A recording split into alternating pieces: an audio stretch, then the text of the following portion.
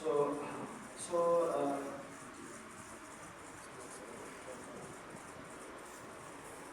so آپ سبھی کا تہہ دل سے بہت بہت شکریہ. آپ لوگ صبح سے سنتے آ رہے ہیں, بہت پیشنس کے ساتھ آپ سن رہے ہیں. اور چونکہ یہ ہمارے لیے سعادت مند کی بات ہے آپ لوگوں کے سامنے میرے کھڑا ہونا. شاید میں اس قابل نہیں ہوں, لیکن اللہ تعالیٰ کا فضل ہے کہ جس نے مجھے اس قابل بنایا ہے. چونکہ میرا تعلق جموں کشمیر سے ہے اور میں کشمیری بھی جانتا ہوں, لیکن میں بات اسی لینگویج میں کروں گا تاکہ جو سب کو سمجھ آئے. اس سے یہ فائدہ ہوگا کہ جو ہمارے باہر سے آئے ہوئے لوگ ہیں, جو دور دراز سے آئے ہوئے لوگ ہیں جن کو کشمیری نہیں آتی ہے, تو وہ بھی اس چیز سے فیضیاب ہو جائے انشاءاللہ. میں زیادہ وقت نہیں لوں گا کیونکہ مجھے خود بولنا اچھا نہیں لگ رہا ہے اس مدعے کے بارے میں, لیکن میرا ماننا ہے کہ ہمارے جو یہ ملک ہے اس میں اگر نابیناؤں کی تعداد چونکہ بہت زیادہ ہے, 40 لاکھ سے بھی زیادہ ہے پورے ہندوستان میں, اور اس میں چونکہ مسلمانوں کی آبادی اگر باقیوں سے کم ہے لیکن نابینا بہت زیادہ ہے اس آبادی میں بھی, تو ہماری یہ خواہش ہے کہ ہمارے جو نابینا لوگوں کو, ہمارے جو خاص کر جموں کشمیر میں جو ایک الگ سا اسٹیٹس دیا ہوا ہے, چونکہ یہاں کے لوگوں کا ماننا ہے یدی کسی گھر میں نابینا پیدا ہوتا ہے تو اس کو گھر سے نہیں نکالتے ہیں. ان کا ماننا ہوتا ہے کہ اگر ہم اس کو گھر سے نکالیں گے تو شاید ہمارے لیے بے عزتی ہوگی, اگر ہم اس کو گھر سے نکالیں گے تو پتہ نہیں لوگ ہمیں کس نظر سے دیکھیں گے. یہاں لوگوں کا یہ بھی ماننا ہے کہ نابینا پیدا ہونا مطلب ماں باپ گنہگار تھے اس لیے نابینا پیدا ہوا ہے. ایسے بھی حالات ہم نے دیکھے ہیں. چونکہ اصل ایسا مسئلہ نہیں ہے, اس لیے میں چاہتا ہوں کہ ہم اس ہر ایک فیلڈ میں یہ پروف کر کے دکھائیں کہ نابینا دنیا میں آنا, کسی گھر میں آنا گناہوں کا سبب نہیں ہے, بلکہ یہ رب کی طرف سے ایک اعزاز ہے, ایک انعام ہے جو اس والدین کو ملتا ہے اس نابینا کی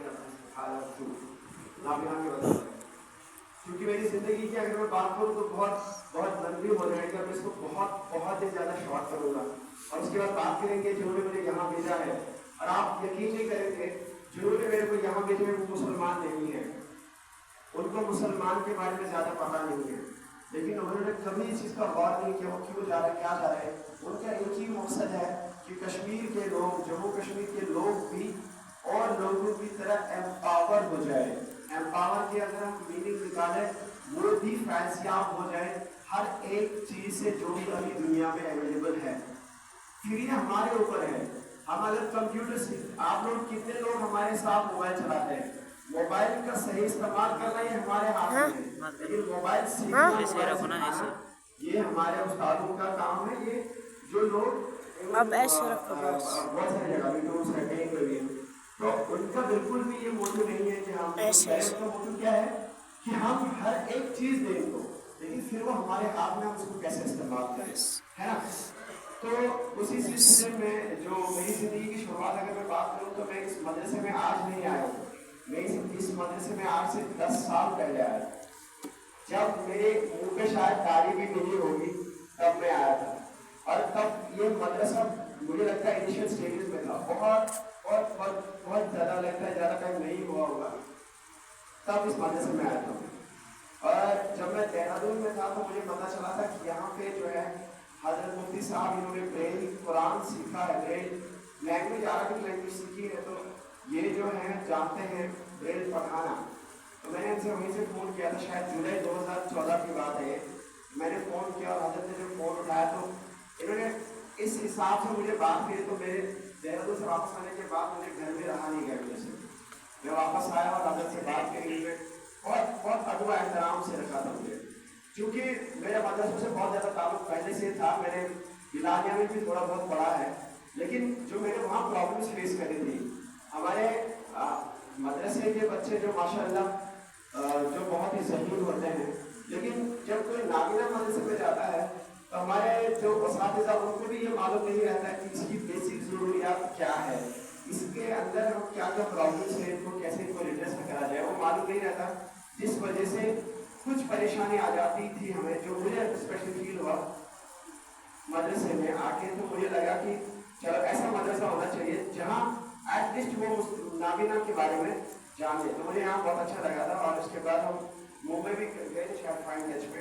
आने के बाद सैलाब आया था कश्मीर में, तो हम लोग 2-4 दिन हमने जम्मू में रुकना था, जम्मू में भी रुकना पड़ा। तो खैर ये तो अभी तक की बात। और उसके बाद फिर मेरा क्रिकेट वगैरह की शुरुआत हुई, इंडिया को रिप्रेजेंट किया, अभी भी जम्मू कश्मीर के लिए खेल रहा हूँ, कंट्रीज में खेलता रहा हूँ। बीच में एक मौका ऐसा मिला कि जम्मू कश्मीर को रिप्रेजेंट करने का मौका मेरा पैरा एथलेटिक्स में, जिसमें मैं रनिंग करता था एक गाइड रनर के साथ। और 400 मीटर रनिंग, जो 400 मीटर का सफर है वो अपने 1 मिनट में तय करना होता था। 1 मिनट के अंदर 400 मीटर रनिंग भी करी है।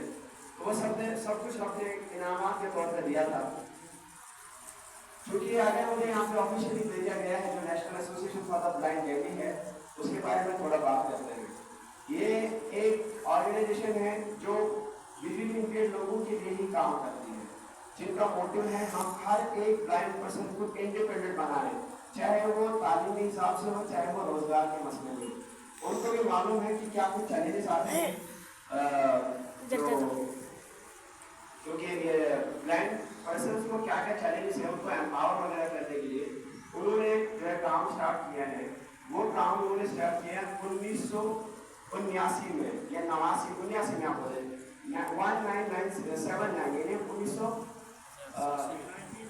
1979 में उन्होंने काम शुरू किया था। आज तक वो काम करते आए।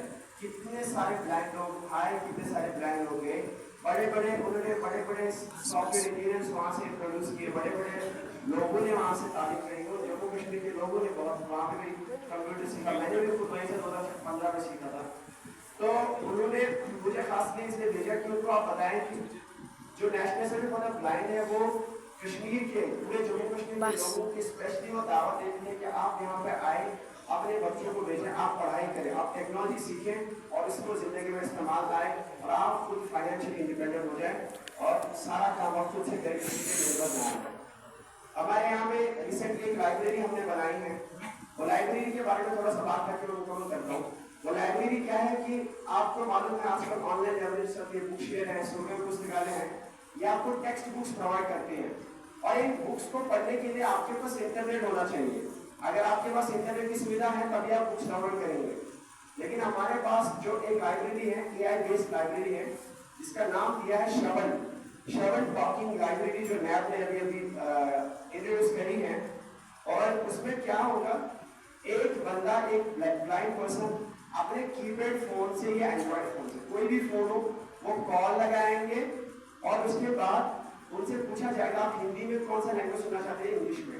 और कॉल लगा के उसके बाद तमाम किस्म की बुक्स अवेलेबल है जो दुनिया के आपको चाहिए होगी, स्कूलिंग से लेके स्टोरी बुक्स, कुछ इंस्पिरेशनल स्टोरीज। आप खुद ऐसा जैसे आप फोन करते हैं तो आप फोन के माध्यम से वो सारी किताब सुन सकते हैं। वहाँ पे किताबें हर दिन अपडेट होती है, हर दिन नई नई किताबें डाली जाती हैं और आप वो किताबों को सुन सकते हैं। मेरे पास कुछ कॉन्ट्रैक्ट्स हैं ब्रेल में और नॉर्मल फॉन्ट में भी। मैं चाहूँगा कि आप सबको एक एक दोनों पेज दें और खुद से पढ़े ब्लाइंड इसमें क्या क्या है। हमारे जो दोस्त हैं उसके बारे में अगर ज़्यादा तफसील बात करनी होगी तो हम लोग इस मजलिस के बाद तफसील बात करेंगे। लेकिन ये बहुत ज़्यादा अच्छी चीज़ है कि अगर हमें कश्मीर में हम लोग बहुत ज़्यादा इंटरनेट के शिकार होते थे, हमें इंटरनेट मिलता नहीं था, 4-5 मिनट बंद रहता था कभी कभी, तो उस वजह से उस टाइम पे हम ऐसी लाइब्रेरीज का इस्तेमाल कर सकते हैं जहाँ पे सीधा कॉल लगा कर बुक्स पढ़ सकते हैं, आपको इंटरनेट की जरूरत नहीं है। तो वाकई में ये बहुत अच्छी चीज़ है, बहुत हमें इस चीज़ से फायदा उठाना चाहिए। और आइंदा जब हम इस पर बुक्स लेंगे तो उनसे हमें नॉलेज मिलेगी, वो नॉलेज को हम फिर हर एक स्टोरी में इस्तेमाल कर सकते हैं। ठीक है जनाब, किसी को नींद तो नहीं आ रही? चलिए माशाल्लाह, क्योंकि आपको मालूम है मैं देख नहीं सकता हूँ, अगर आपकी आवाज़ नहीं आएगी तो मुझे ऐसा लगेगा मैं अकेले बात कर रहा हूँ। ठीक है, ठीक है, तो चलिए। अच्छा, वहाँ पे हम लोग जो कंप्यूटर कोर्स कराते हैं वो 3 महीने का कंप्यूटर कोर्स है, उसमें आप कंप्यूटर स्क्रीन रीडर के साथ चलाना सीखेंगे।